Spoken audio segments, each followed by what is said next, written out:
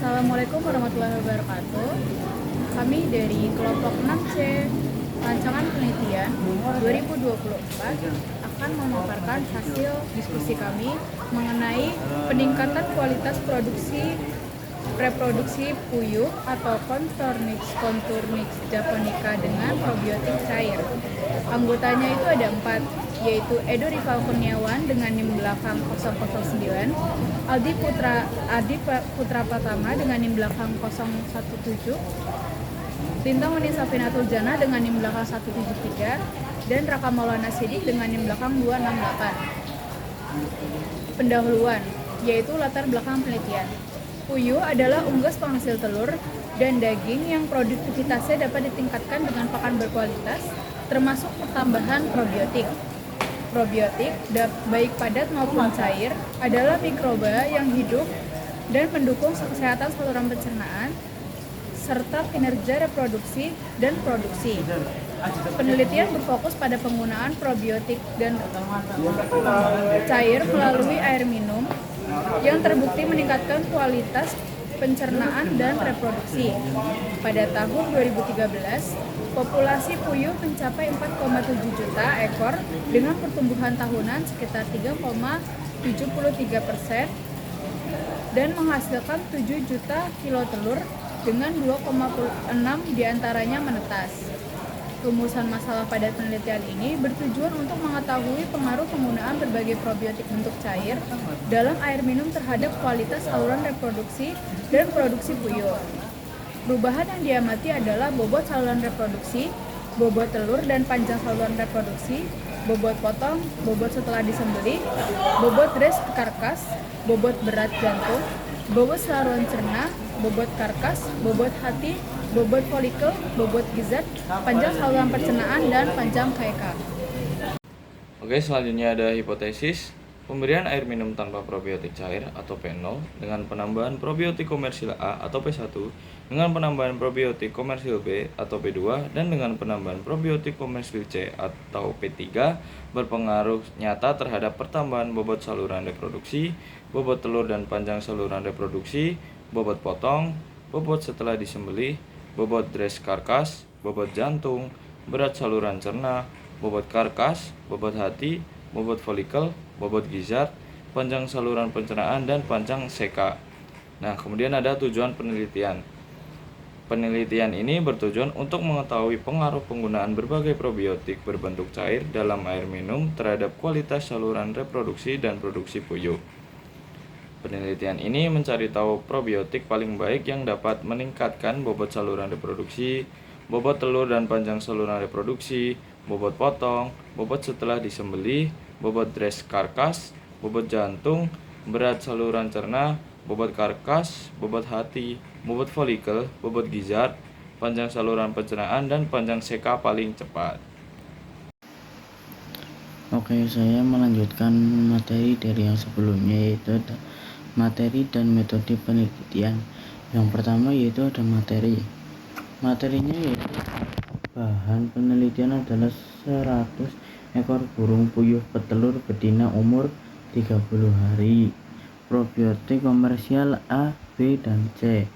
Pakan puyuh masa produksi dengan kandungan protein kasar 22,20% dan GE 3032,5 L. Yang selanjutnya yaitu ada metode penelitian. Yang pertama yaitu ada jenis rancangan, yaitu menggunakan rancangan acak lengkap. Yang kedua yaitu ada perlakuan. Terdapat 4 perlakuan antara lain, yaitu ada R0, R1, R2, dan R3. R0 yaitu ada tanpa probiotik, R1 probiotik A, R2 probiotik B, R3 probiotik C. Untuk yang ketiga yaitu ada ulangan. Setiap perlakuan diberikan perlakuan sebanyak 5 kali. Terus yang keempat ada uji lanjut. Setiap unit perlakuan terdiri dari 5 ekor burung puyuh dan parameter yang menunjukkan perbedaan nyata. Dilakukan uji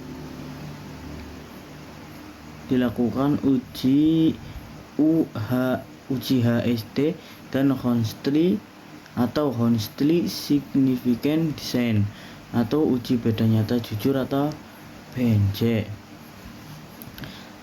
yaitu menghasilkan konsumsi air minum dan pakan burung puyuh yang dilengkapi dengan probiotik cair mili per ekor per hari. Yaitu ada analisis variansi menunjukkan bahwa penambahan probiotik cair tidak memiliki pengaruh signifikan. P lebih besar 0,05 terhadap konsumsi pakan. Sebagian disebabkan oleh aktivitas mikroba dan probiotik serta dosis probiotik yang sama ditambahkan ke air minum. Akibatnya pengaruh terhadap fisiologi usus juga relatif sama. Terus yang kedua yaitu hasilnya yaitu pengaruh probiotik cair pada saluran reproduksi puyuh jantan. Analisis variansi menunjukkan bahwa probiotik cair dalam air minum memiliki efek signifikan atau P kurang dari 0,05 pada berat dan panjang saluran reproduksi karena probiotik meningkatkan pencernaan. Ya, di sini saya akan melanjutkan materi yaitu kualitas produk puyuh yang menerima probiotik cair melalui air minum. Yang pertama ada P0 air tanpa probiotik, P1 air minum dengan probiotik A, P2 dengan air minum dengan probiotik B, P3 air minum dengan probiotik C. ABC superscript yang berbeda dalam kolom menunjukkan perbedaan yang sangat signifikan, yaitu P kurang dari 0,01. Selanjutnya ada berat dan panjang organ dan seluruh pencernaan puyuh. P0 sama dengan air minum tanpa probiotik, P1 air minum plus probiotik A, P2 sama dengan air minum plus probiotik B, dan P3 air minum plus probiotik C. ABC superscript yang menunjukkan yang berbeda pada kolom yang bertanda bintang 2 menunjukkan sangat nyata perbedaan P sama dengan 0,01. ABC superscript yang berbeda pada kolom yang diberi tanda bintang 1 menunjukkan perbedaan yang sangat nyata, yaitu P kurang dari 0,05. Kesimpulannya, penelitian suplementasi probiotik cair dalam air minum puyuh menghasilkan berat dan akhir yang berbeda. Parameter satuan pencernaan dan reproduksi dibandingkan dengan kelompok kontrol. Suplementasi juga meningkatkan berat dan panjang saluran reproduksi. Probiotik yang menghasilkan berat akhir tertinggi, berat pasca pemotongan, berat karkas yang sudah disiapkan, berat hati, dan berat saluran pencernaan dibandingkan dengan probiotik lainnya.